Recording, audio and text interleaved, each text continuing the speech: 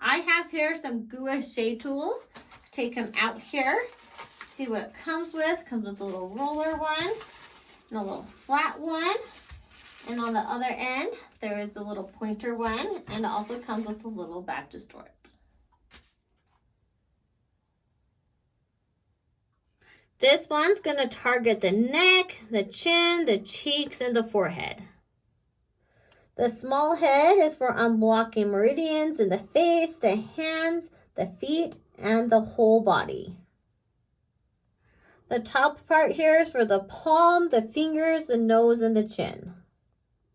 This part is for the cheeks, the back, the neck, the legs, or the forehead.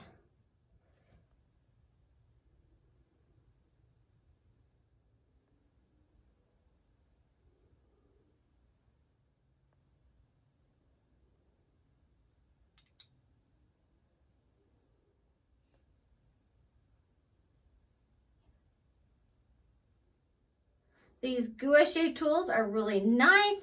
They're really high quality, really strong.